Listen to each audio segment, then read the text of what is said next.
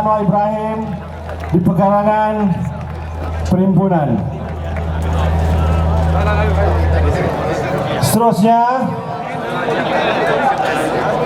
majlis dengan ini ingin menjemput seorang tokoh, bakal Perdana Menteri Malaysia,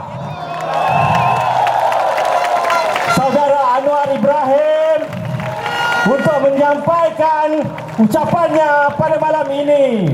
Majlis mempersilakan Datuk Seri Anwar Ibrahim. நாடாளுமன்ற எதிர்க்கட்சி தலைவர் Datuk Seri Anwar Ibrahim மேடைக்கு அழைக்கிறோம்.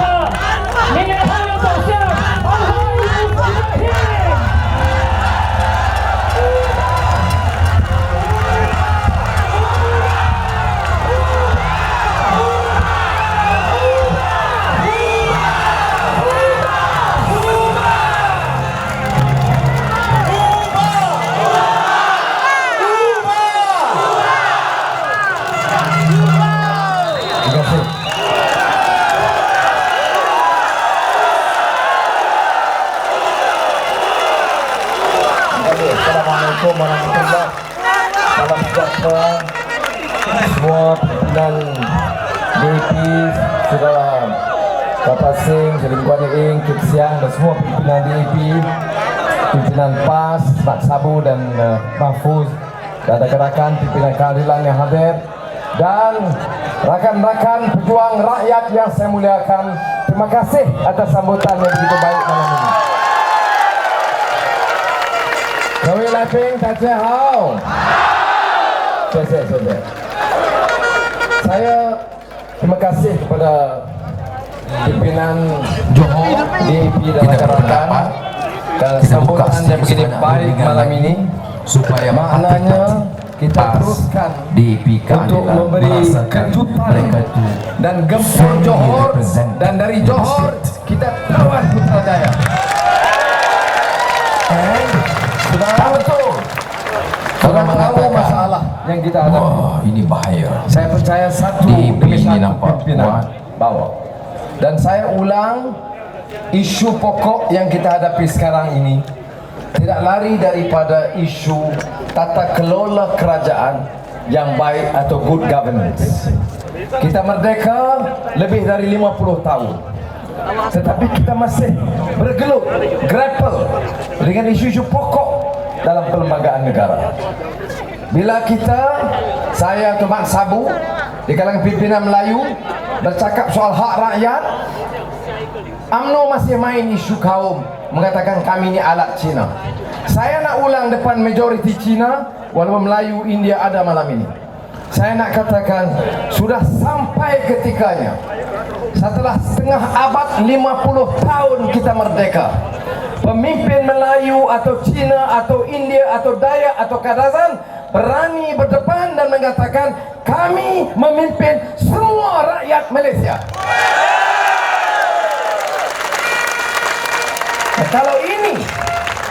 Kalau ini tidak dapat kita lakukan, masa depan kita tidak mungkin cerah dan gemilang. Kita ada Perdana Menteri yang tiap-tiap malam cabar kita dalam TV3, dan kita tidak ada ruang untuk jawab. Jadi nama saya sekarang Anwar Ibrahim Sultan Kiram, Wakil Sultan Sulu. Apa ini? Hari-hari saya diserang kerana saya dikatakan mewakili kepentingan pengganas. Saudara, pimpinan DAP, pimpinan PAS Keadilan dari awal buat kenyataan yang tegas untuk mempertahankan setiap inci bumi Malaysia termasuk Sabah atau Lahad Datu. Kita buat kenyataan tegas menyokong tindakan polis dan tentera untuk melawan menyerang semua pengganas yang bersenjata di negara kita. Tetapi tidak dilaporkan. Yang ada kita ini pengganas. Buktinya lagu Tanya Sama Najib. Jadi sekarang saya selain daripada wakil Sultan Kiram, juga penyanyi yang diperkenalkan di TV3. Sudah bayangkan, lagu itu kita nyanyikan mengatakan UMNO menghakkan Sabah. Dan Sabah sekarang rakyatnya sudah bangkit menumbangkan UMNO dan Barisan Nasional. Sebab itu saya nyanyi lagu itu. Tanya sama Najib, apa sebab goyang? Nanti jawab Najib, Sabah nak hilang. Ini lagu kita nyanyi 6 bulan yang lalu. Sabah nak hilang maknanya rakyat bangkit tumbangkan UMNO Barisan Nasional, bukan bagi kepada Sulu. Ini sejauran dia cakap. Jahatnya. Dan saya tidak ada langsung peluang untuk bela diri. Sudah. Ya, walaupun peguam saya Karpasing ada, tapi tak pergi court. Dia hari-hari serang sorang-sorang dia di TV3. Jadi sudah, lagu itu sambung sebenarnya. Bila kata Sabah nak hilang, hilang dari UMNO dan BN. Balik kepada Pakatan Rakyat.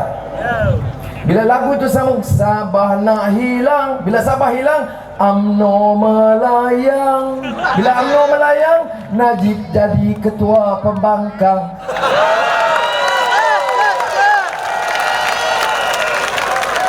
Tapi dia speed. Kerana mereka ini kerja dia tak berani berdepan. Siapa pimpinan kita yang terselamat? Tok Guru Ning Aziz diserang, Kapal Sing diserang, Kit Siang, Guan Eng lagi sebab dia ketua menteri. Dan saya di Pulau Pinang dalam perhimpunan baru-baru ini, walaupun ada orang Melayu cabar, dia marah saya. Dia kata, mengapa kuat sangat sokong Guan Eng? Saya kata, dia saya ketua menteri saya yang baik, saya sokong. Saya orang Pulau Pinang.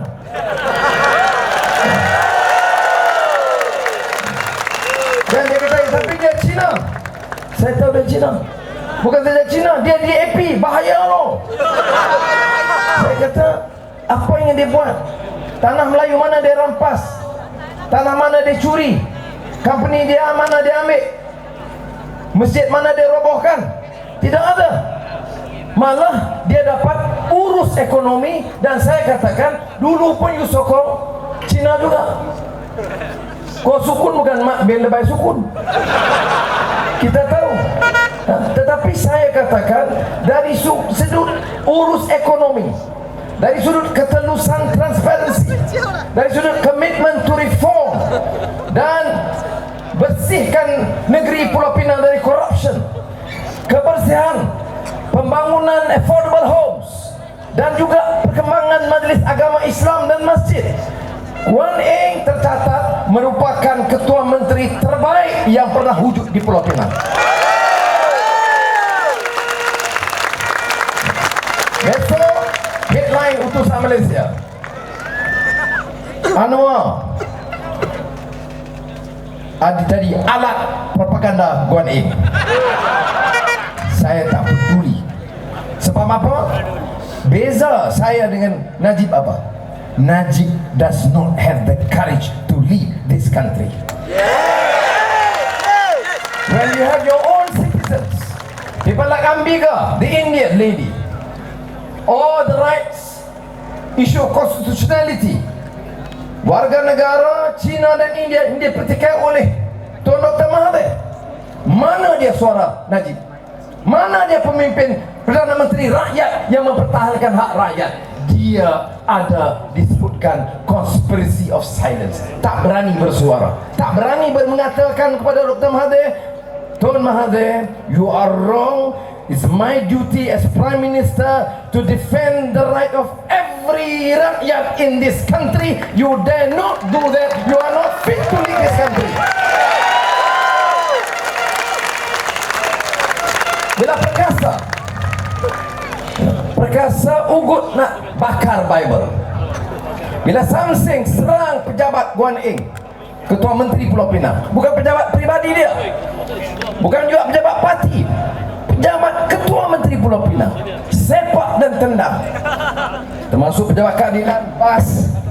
Semana-mana saya pergi, apa yang ada suara dari Menteri Dalam Negeri? Tidak ada. Ada kenyataan daripada Menteri menegur? Tidak ada. Saya nak jawab, Datuk Seri Najib, apa juga kamu suarakan, kamu tidak ada courage untuk betulkan rule of law and order in this country. You are not fit to lead this country. Saudara, ini isu fundamental dalam negara kita. Betul, saudara, majoriti di sini Cina. Diskurs atau polemik, wacana di bandar, di desa lain, di kampung-kampung Melayu, kami ini termasuk PAS menjual Allah kepada Kristian. Kami membiarkan pemimpin-pemimpin Cina, khususnya DAP, bersuara lantang dan mengambil hak Melayu. Kalau mereka tanya berdepan, saya boleh jawab, hak apa yang diambil? Saham Bumi Putra mana yang Cina ambil? Mana yang diminta atau tuntut? Tidak ada. Yang ada hanya politics and culture of fear, menanamkan rasa takut dan gelisah di kalangan majoriti masyarakat Melayu.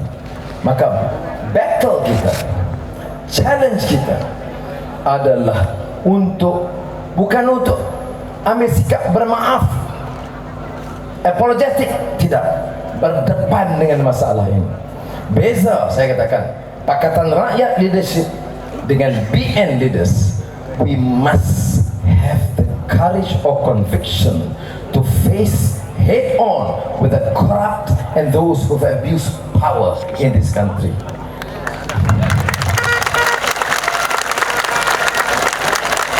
Jadi saudara, kita tahu cerita, saya tak mau ulang. Siapa tak tahu cerita NFC Lembu Kondo? Semua tahu. Tapi ada tindakan sedikit pun daripada Datuk Seri Najib untuk kembalikan wang itu kepada peternak lembu. Siapa dia peternak lembu? Yang paling miskin di kalangan kita. Orang Melayu yang paling miskin itu peternak lembu. Orang Cina peternak haiwan lain, babi atau kambing. Orang India banyak yang lembu, orang Sikh banyak jaga lembu. Siapa mereka? Di antara paling miskin. Apa yang diambil oleh pemimpin wanita UMNO adalah dana rakyat miskin, dan bila dia sampai ke kampung, dia harap wanita-wanita UMNO cium tangan terima kasih kerana curi lembu. Sebab itu saudara, saya katakan isu pertama dan asas dan fundamental ialah isu good governance.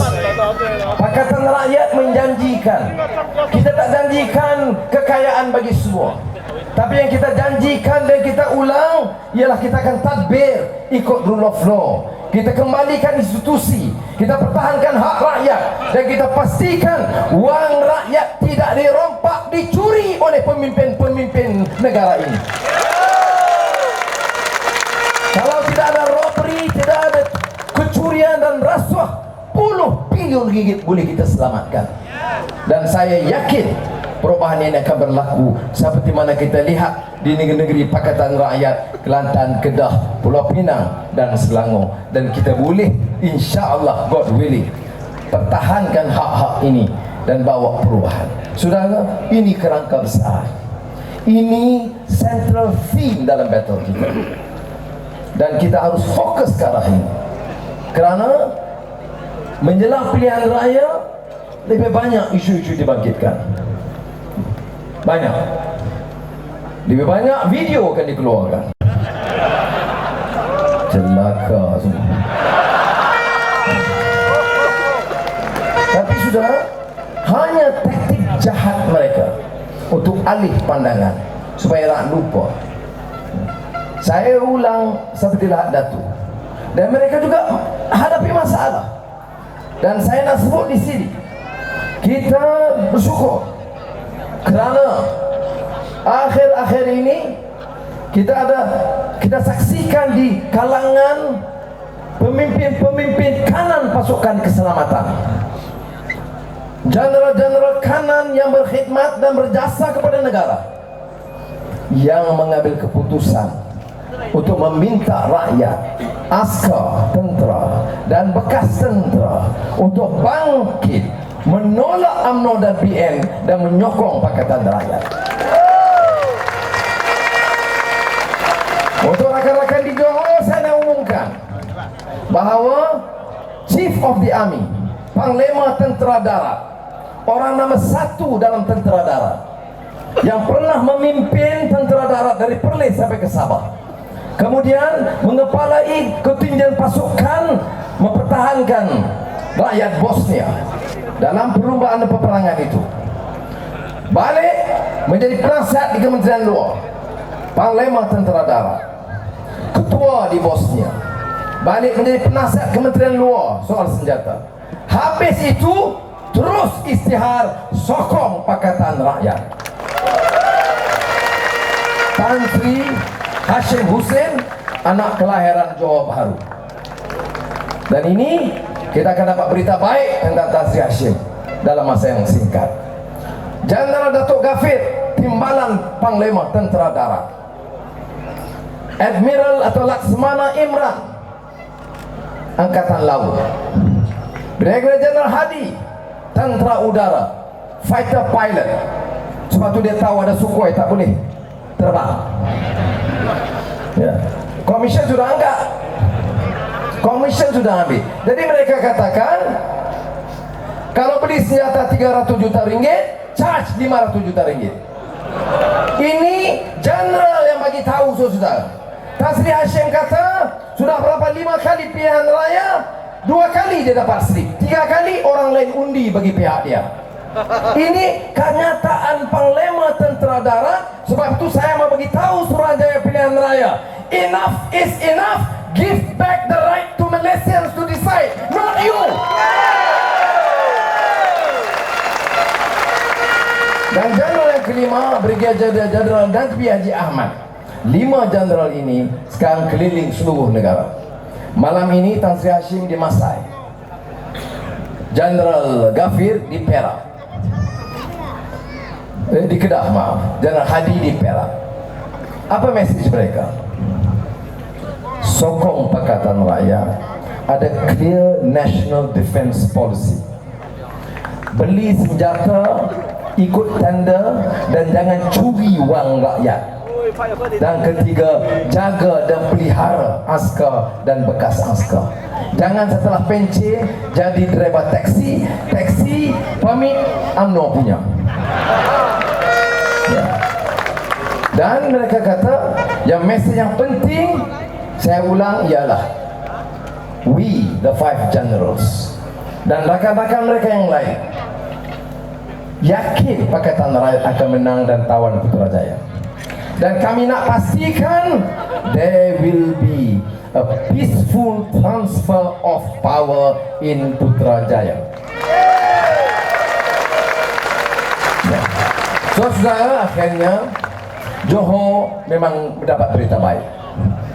Saya gembira kan dalam rundingan kerusi, walaupun ada duduk biasa. Kalau tidak, kita pemimpin relax, tak ada kerja. Jadi biar anak-anak buah bagi problem sikit. Jadi kita bincang, kita gunting.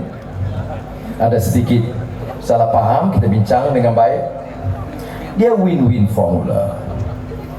Yang penting kita menang.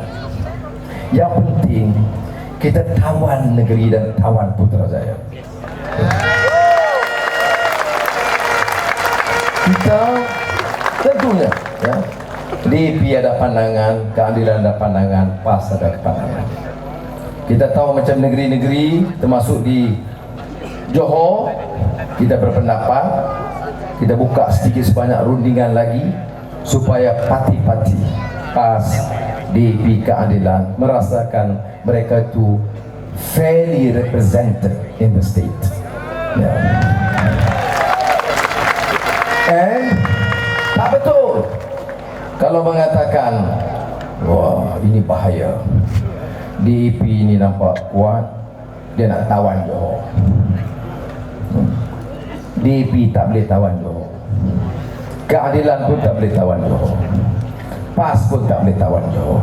Yang nak tawan Johor ialah Pakatan Rakyat.